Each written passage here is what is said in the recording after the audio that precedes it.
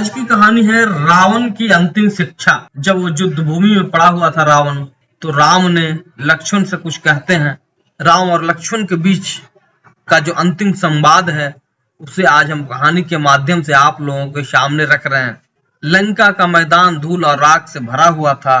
राम और रावण का युद्ध समाप्त हो चुका था। चारों ओर वीरगति प्राप्त सैनिकों के शव पड़े थे और लंका का राजा रावण अपने अंतिम समय की ओर बढ़ रहा था। उसका शरीर खून से लथपथ था, लेकिन उसकी आंखों में एक अलग चमक थी, एक विद्वान की चमक जिसने जीवन के हर पहलू को देखा और समझा था।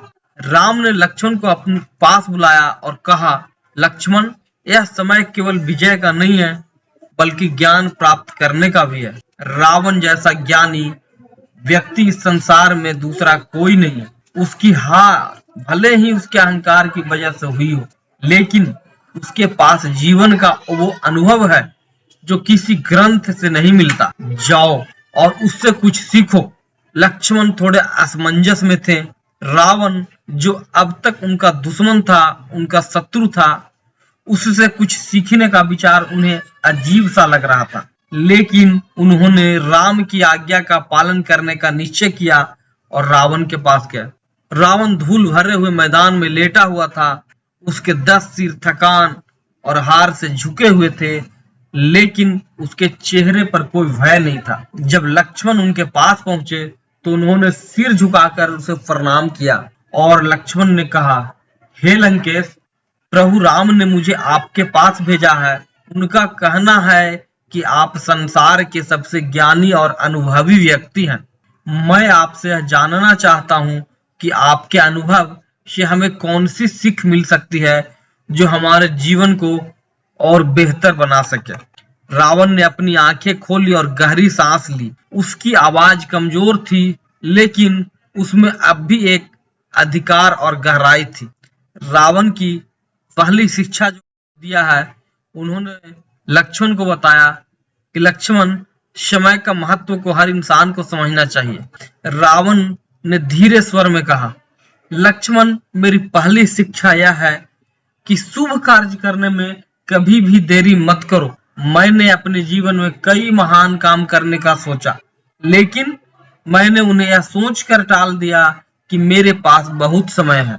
मैं भगवान शिव को अपना सिर और हृदय अर्पित करना चाहता था, लेकिन मैंने इसे टाल दिया।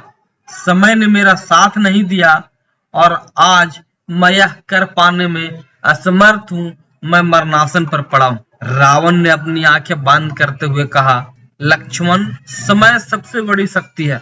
इसे कभी भी हल्के में मत लेना। जब भी मन में कोई अच्छा विचार आए, उसे तुरंत क्रियान्वित करो। लक्ष्मण ने सिर झुकाकर इस बात को ध्यान से सुना और महसूस किया कि समय का महत्व कितना गहरा और कितना संवेदनशील है। इसके बाद रावण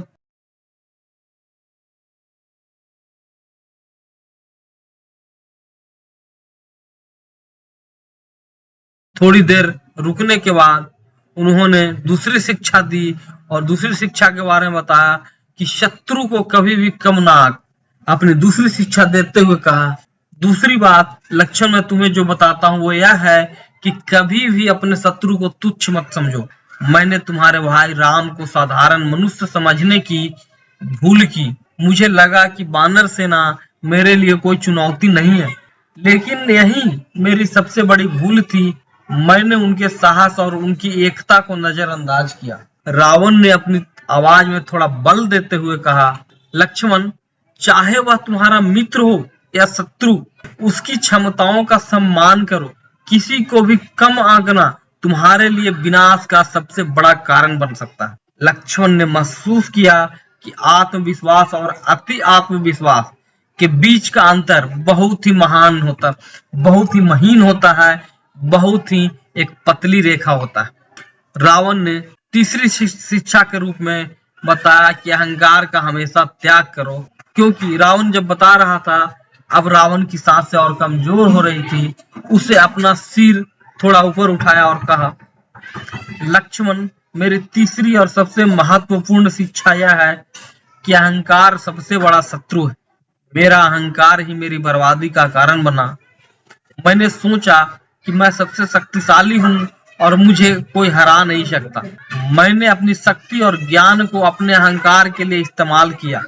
यही मेरी सबसे बड़ी हार थी। रावण की आंखों में आंसू आ गए। उसने कहा, अहंकार एक ऐसा जहर है जो तुम्हारे अच्छे गुणों को भी नष्ट कर देता।